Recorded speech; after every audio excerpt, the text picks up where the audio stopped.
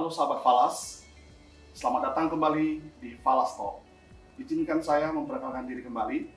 Saya Fajar B.S. Lase, staf khusus Menteri Hukum dan HAM bidang transformasi digital. Falas Talk adalah tempat perbincangan yang serius tetapi santai. Banyak topik yang akan kita diskusikan di sini dari berbagai segmen, dari yang ringan juga yang berat.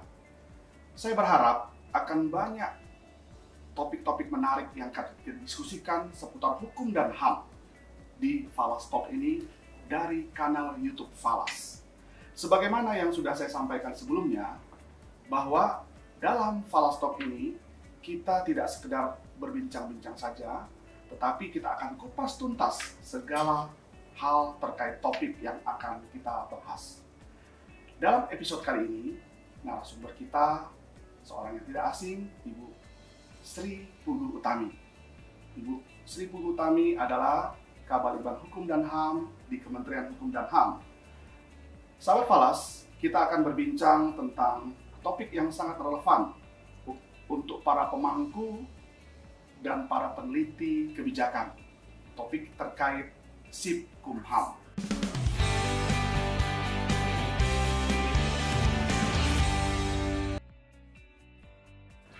Halo Bu Kabalitbang, apa kabar? Baik, selamat sore, sehat.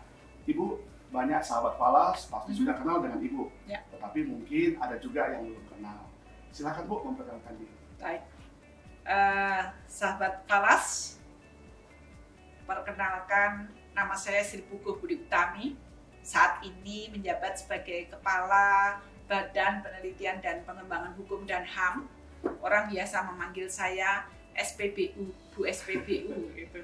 Jadi kalau ada yang memanggil saya SPBU, saya senang-senang saja. Tapi yang dimaksud bukan stasiun pengisian bahan bakar umum. Nah itu Pak Falas. Tapi singkatan nama Ibu Singkatan nama saya Sri Puguh Budi Utami. Baik Ibu, terima kasih sudah berkenan hadir dalam Falas Talk di episode kali ini Ibu. Ya. Senang sekali bertemu dengan Ibu. Terima kasih karena sudah diundang juga. Baik Bu, kali ini kita akan bahas terkait satu topik yang sangat menarik, Ya. Sipkumham. Ya. Bu, kalau kita lihat ya di website aplikasi Sipkumham ini diinisiasi oleh Balitbang Hukum dan HAM. Ya. Melihat ada begitu banyak tantangan saat melakukan penelitian tentang kebijakan, mungkin Ibu bisa jelaskan Sipkumham ini tentang apa ya Bu? Baik. Sahabat Falas, kalau pernah mendengar atau beberapa waktu yang lalu, tepatnya 2021, Sipkumham mendapat penghargaan dari Kementerian PAN dan Reformasi Birokrasi atas inovasi yang dilakukan oleh teman-teman di Balitbang Hukum dan HAM. Sipkumham adalah Sistem Informasi Penelitian Hukum dan HAM, disingkat Sipkumham. Nah, dalam melakukan penelitian, aplikasi ini meng-crawling data yang berasal dari media massa. Jadi ada data yang demikian banyak dari media massa, kemudian di-crawling, selanjutnya ada semacam ranking gitu Pak, permasalahan hukum, permasalahan HAM, sekaligus pelayanan publik yang dilakukan oleh jajaran Kementerian Hukum dan HAM itu. Jadi ini satu aplikasi real time, pastinya saat ada berita-berita yang disajikan oleh media massa mengkait dengan topik tertentu, dan topik tertentu itu sangat menjadi atensi dari media massa karena menarik. Mungkin kalau media massa itu melihat beberapa sisi, ada yang bad news is a good news, tapi harapan kita kan good news adalah ya good news gitu. Pengennya begitu, begitu. Baik Bu. Ya. Nah, tadi Ibu sudah jelaskan ya Bu ya, bahwa itu dia mencoba mencari dari berbagai media-media. Ya. Nah, kalau cara kerjanya Bu, kira-kira mulai dari mana Bu? Apakah ditentukan dahulu atau dicari dahulu dari media? Oke. Terus seperti apa Bu kira-kira alur kerja Sipkumham ini? Ya, tahun 2015 ini saya ingin ceritakan historinya. Tahun 2015 saat jajaran Kementerian Hukum dan HAM ingin memetakan permasalahan hukum dan HAM, itu menggunakan alat manual, artinya ada input data, membaca dulu, kemudian baru diinput ada permasalahan hukum, ada permasalahan HAM. Waktu itu belum dikembangkan tentang kualitas layanan publik. Nah sekarang ini begitu ada berita, itu aplikasi itu menyerap berita yang ada di satu wilayah, misalnya di daerah khusus ibu kota Jakarta gitu. Ada berita yang katakanlah tentang layanan paspor gitu, itu menonjol banget, sekian media memberitakan. Nah, itu akan menjadi atensi dari aplikasi yang basisnya memang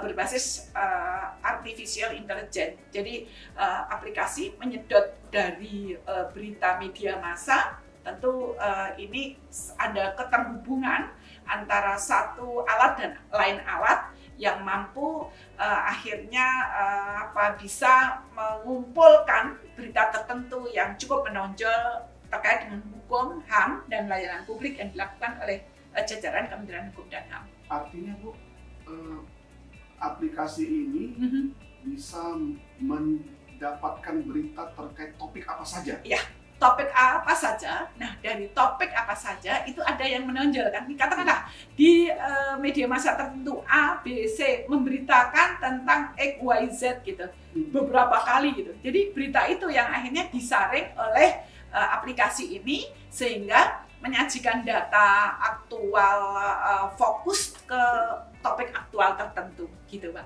Jadi menggunakan kecerdasan buatan, ya tidak perlu campur tangan kita pada saat meng-crawling ya, pada saat mengidentifikasi permasalahan-permasalahan itu nggak perlu campur tangan kita. Kapan kita ikut pada saat kita ingin melakukan intervensi. Nah, apalah artinya data kalau tidak dilakukan analisis lanjutan untuk memberikan jalan keluar, misalnya ini sebuah permasalahan. Begitu kira-kira, Pak. Baik. Ya. Menarik sekali nih keterangan dari Ibu SPBU. Ya. Bu, kelihatannya dari penjelasan Ibu, aplikasi ini seperti khusus segmen kepada para peneliti, ya Bu, atau pengambil kebijakan saja, ataukah orang awam dapat juga mengakses aplikasi Sipkumham ini? Ya, pada waktu Bapak Menteri Hukum dan HAM memberikan penjelasan tentang Sipkumham ini, memang ada pertanyaan dari panelis. Apa yang akan dilakukan selanjutnya terhadap aplikasi, terhadap Sipkumham ini? Dan Pak Menteri menyampaikan next ingin membuka akses. Tidak hanya untuk internal Kementerian Hukum dan HAM, karena saat ini aplikasi Sipkumham itu digunakan oleh kantor wilayah seluruh Indonesia, jajaran unit eselon 1, dan beberapa KL sebenarnya ingin dibukakan akses agar mereka juga bisa mengetahui permasalahan hukum HAM. Kalau layanan publik bisa saja tidak, tapi bagi Ombudsman RI misalnya atau Kemenpan RB tentu punya kepentingan untuk mengetahui kualitas layanan yang diselenggarakan oleh Kementerian Hukum dan HAM. Jadi pada saat ini akses sedang dipersiapkan untuk dibuka sebagaimana aplikasi kita, kalau Pak Fajar tahu ada aplikasi 3AS gitu yang untuk survei itu. Kalau itu sudah dipergunakan oleh sekitar 10 KL di luar, ya 10 KL, tapi kalau Sipkumham ini rencananya tahun ini setelah nanti ada penambahan beberapa sarana, akses akan dibuka untuk beberapa kementerian lembaga yang memang tugasnya beririsan di bidang hukum dan HAM. Gitu. Baik, berarti aplikasi Sipkumham ini saat ini digunakan masih di internal Kementerian Hukum dan HAM. Betul. Digunakan oleh kantor wilayah. Betul. Juga para pimpinan unit eselon 1. Utama eselon 1 di pusat, di Kementerian ya, Hukum dan HAM. Betul. Baik. Betul. Satu pertanyaan lagi Mas terkait ini. Jika misalkan nanti publik bisa mengakses setelah ditambah beberapa hal di dalam aplikasi, apakah dibuka semua atau hanya data-data tertentu saja yang dibuka ke publik? Ya, sebenarnya begini, karena yang di-crawling ini adalah data yang umum sifatnya, yang diperoleh dari media massa, jadi Anda publik ingin mengetahui pun tidak ada masalah ini, tidak ada masalah karena bukan sesuatu yang rahasia. Nah, tinggal intervensinya ini tentu tidak bisa dibuka sebelum. intervensi ini adalah solusi yang paling tepat. Misalnya perlu kebijakan yang dikeluarkan melalui peraturan menteri, melalui surat edaran, melalui instruksi. Nah, itu setelah diolah, mengapa harus ada intervensi menggunakan regulasi misalnya, atau cukup menyempurnakan sarana prasarana dan seterusnya. Nah, itu baru dibuka. Tapi sebenarnya ini yang di-crawling oleh aplikasi Sipkumham ini adalah berita-berita yang sifatnya umum, hanya untuk mengetahui secara cepat, kemudian secara real time, maka ini sangat tepat bagi khususnya saat ini internal jajaran Kementerian Hukum dan HAM, Kanwil, dan unit eselon 1 maupun para pengkaji pada khususnya. Ya. Sahabat Falas, sebelum kita lanjut, jangan lupa like, subscribe, dan berikan feedback terhadap Falas Talk di episode kali ini. Bu Utami, ya. Ada satu hal yang saya tertarik terkait dengan bidang saya, transformasi digital. Nah, tentunya Sipkumham ini mungkin menggunakan kecerdasan buatan. Ya, betul. Artificial intelligence seperti apa nih Bu yang ada di dalam Sipkumham tersebut, Bu? Ya. Sehingga dia bisa melakukan tugasnya, menyerap berita, kemudian membuat klasifikasi dan seterusnya. Ya. Dan apalagi Bu setelah diklasifikasi? Ya. Apakah dia juga membuat alternatif kebijakan? Ya. Nah, AI ini seperti apa? Ya. Ini sebenarnya begini, secara teknis memang ini ada beberapa teman yang paham betul, tapi izinkan saya cara bekerjanya saja, cara bekerjanya dari aplikasi Sipkumham ini.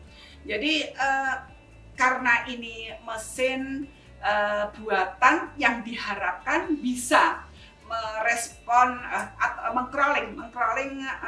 mengklasifikasi berita-berita, kemudian dari hasil klasifikasi ke depan ini kita ingin karena kita punya e-book, punya e-library, itu mau mengkawinkan gitu Pak. Jadi ada Sipkumham, ada aplikasi lain yang kaitannya dengan banyak referensi yang dengan literasi, nanti alat ini sudah bisa memberikan solusi. Jadi alternatif kebijakan apa yang harus diambil oleh pimpinan karena kita sudah menambahkan alat tertentu yaitu referensi. Misalnya ini masalah HAM, referensi HAM masuk gitu. Yang paling berketepatan untuk memberikan jalan keluar masalah ini apa sih gitu. Ini harapan kami, saya sampaikan kepada tim, bisa nggak seperti itu. Jadi ada literasi gitu. Ada buku-buku yang sudah masuk, dari buku-buku yang sudah masuk, ada permasalahan yang masuk juga dalam aplikasi Sipkumham, buku dan permasalahan masuk, kemudian dianalisis tapi menggunakan mesin, kemudian keluarnya nanti sudah berupa rekomendasi gitu. Nah, rekomendasi ini tergantung dari pimpinan. Misalnya Bapak Menteri Hukum dan HAM membuka dashboard gitu.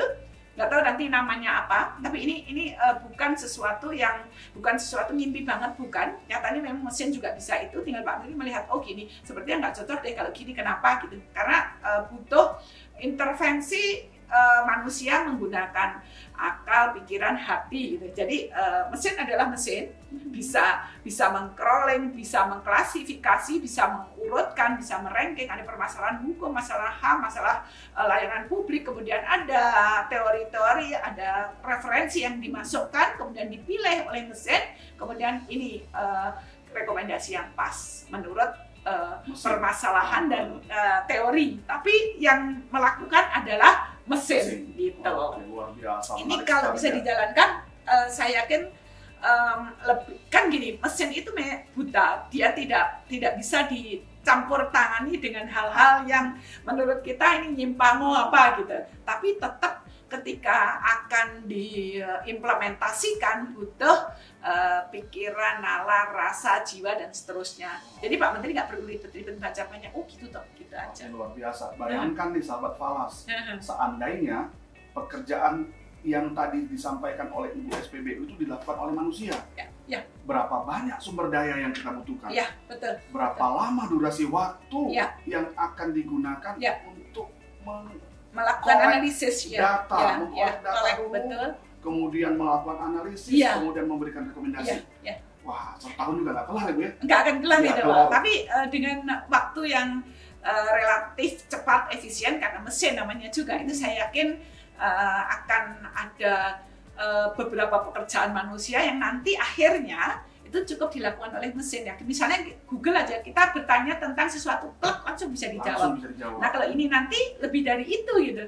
Jadi ada permasalahan-permasalahan, ada referensi yang sudah masuk, kemudian keluar rekomendasi, solusi. Katakanlah misalnya permasalahan perkawinan anak gitu. Kemudian ada regulasi, ada referensi bahwa anak nggak boleh kawin sebelum usianya misalnya 19 karena apa? Karena ada faktor kesehatan, nanti ada gangguan kesehatan, ada pendidikan yang tidak sampai, mungkin ujungnya masalah ekonomi juga akan menjadi kompleks permasalahan ini.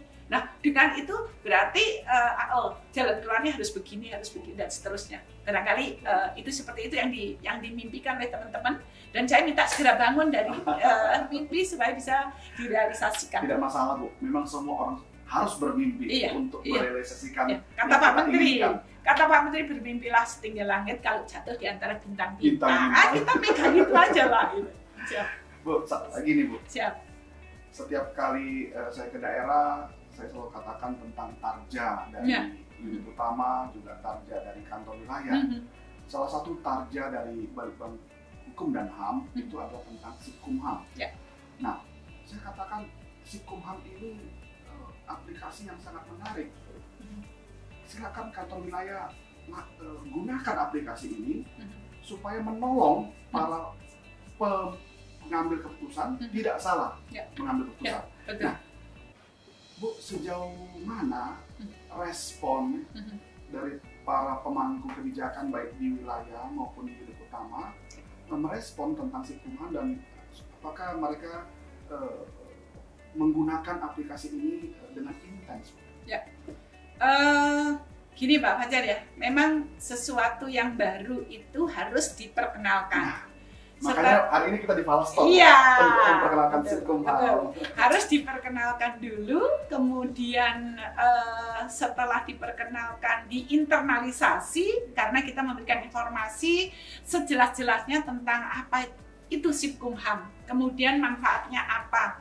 Kita tahu para pimpinan di wilayah maupun di pusat itu punya kesibukan yang sangat luar biasa untuk mengetahui secara real time apakah ada permasalahan hukum dan HAM dan apa masalah aktual. Memang Sipkumham lah solusinya. Jadi jangan bosan untuk belajar atau mempelajarinya dengan lebih sungguh-sungguh, karena bagaimanapun itu membantu. Saat kita membuka aplikasi tersebut, kita akan mengetahui dengan tepat kondisi yang terjadi di wilayah-wilayah tertentu, dan tinggal kita mau melakukan intervensi seperti apa. Misalnya ada kebijakan-kebijakan tertentu yang harus diambil oleh pimpinan, yaitu dengan mudah kita bisa lakukan gitu. Nggak perlu harus melakukan kajian turun lapangan, bertanya ke sini ke situ. Tapi memang sekali lagi ini asalnya dari media massa, dan yang perlu dipahami oleh kita semuanya, jangan sampai ini berupa framing gitu loh Pak. Karena kalau di framing, khawatir inti dari permasalahan nggak muncul, masalah lain yang dikedepankan gitu, bukan masalah inti. Maka harus hati-hati. Maka tadi saya sampaikan, Sipkumham ini mesin akan menyampaikan sesuatu yang ditangkap sesuai dengan apa yang kita masukkan di dalam mesin tersebut, tapi kembali kepada kita, ya nggak sih ini framing atau real atau sesuatu yang memang terjadi. Nah, itu memang dibutuhkan apa kita, tapi modalnya memang harus data. Nah, dari Sipkumham ini kita memperoleh data. Soal data ini valid atau tidak, tentu diperlukan campur tangan dari kita, melihat situasi dan bisa lebih cepat bertanya gitu. Tapi kalau misalnya tidak mengetahui dari Sipkumham, kan nggak ngerti kita, nggak ada masalah atau nggak ada masalah gitu. Tapi begitu di crawling terus ada permasalahan, dan ini menjadi sesuatu yang sangat berarti bagi pimpinan dan jajaran utamanya dalam melaksanakan tugas-tugas yang menurut saya cukup penting strategis bidang hukum dan HAM ini luar biasa gitu. Padahal kantor wilayah bisa mengakses Bu ya? Bisa mengakses. Sebagian besar sudah menggunakan, sebagian besar sudah memanfaatkan. Sesekali ketika kami melakukan komunikasi dengan teman-teman di wilayah itu menyampaikan, Bu, di sini ada masalah ini loh, masalah itu lah gitu. Misalnya di Bali terkait dengan penguasaan tanah oleh pendamping itu muncul pada saat media massa Bali memberitakan gitu-gitu. Layanan publik pun demikian, misalnya ada penyimpangan di tempat tertentu, layanan kunjungan kok nggak pada tempatnya, ini ada sesuatu yang dijadikan sebagai tambahan prasyarat, padahal harusnya nggak ada itu prasyarat. Ya, misalnya mau tambah waktu boleh kalau, nah ini melalui media massa Kalapas bisa cepat mendapatkan informasi, bisa menelusuri lah gitu. Luar biasa sekali penjelasan Ibu SPBU, sahabat Falas. Bila masih penasaran dengan Sipkumham, jangan lupa masuk ke kolom komentar dan tanyakan apa yang masih mengganjal. Nanti akan kita jawab. Kalau saya tidak bisa jawab, nanti ada Ibu SPBU yang akan jawab. Bu, kita sudah mau masuk ke sesi yang bagian terakhir. Pasti banyak yang masih ingin tahu tentang Sipkumham. Boleh Ibu jelaskan bagaimana cara kita untuk mensosialisasikannya, atau apakah sudah melakukan promosi untuk semakin banyak internal Kemenkumham tahu dan berkeinginan untuk menggunakan Sipkumham ini? Kami menugaskan bagian humas kami masukkan ke web, ke Twitter, ke pokoknya media sosial yang dimiliki oleh Balitbang Hukum dan HAM. Di sana teman-teman bisa melakukan pendalaman atas beberapa informasi yang mereka kurang jelas gitu. Jadi humas kami melakukan sosialisasi secara intensif dengan menggunakan media yang dimiliki oleh Balitbang Hukum dan HAM. Iya, Twitter, Facebook, di sana kami juga membuka ruang untuk berkomunikasi, gitu. Menyampaikan hal-hal mungkin bagaimana sih cara bekerjanya Sipkumham, teman-teman kami akan memberikan informasi di sana. Baik, terima kasih banyak Bu Tani. Sahabat Falas, Sipkumham ini merupakan salah satu aplikasi yang diharapkan nantinya dapat juga digunakan oleh kementerian lembaga yang lain. Sebagaimana ada aplikasi unggulan dari Balitbang Hukum dan HAM sudah digunakan oleh kementerian lembaga yang lain. Nah, sahabat Falas, kita sudah banyak pencerahan dan kita berterima kasih tentu melalui kanal Falas YouTube ini kita dapat ilmu yang baru terkait Sipkumham. Kita akan mengakhiri sesi ini. Sebelumnya, Ibu Utami, Ibu SPBU, kami berterima kasih untuk kehadiran Ibu dan sudah dengan leluasa, lugas sekali menjelaskan tentang Sipkumham. Terima kasih ya Bu. Kami juga terima kasih Pak Falas. Ini terima kasih karena dengan diundang dalam Falas Talks ini kami bisa menyampaikan apa yang ada di Balitbang Hukum dan HAM. Tentu ini satu wadah baru bagi kita untuk bisa berkomunikasi dengan publik, apa sih yang sudah dilakukan oleh jajaran Balitbang Hukum dan HAM. Kami terima kasih juga nih kepada Pak Fajar. Mudah-mudahan melalui Falas Talks ini semakin menjadi wajah pencerahan bagi teman-teman kaum milenial yang haus akan informasi apa yang dikerjakan oleh pemerintah. Gitu kira-kira. Terima kasih banyak. Sampai jumpa di sesi berikutnya di Falas Talks.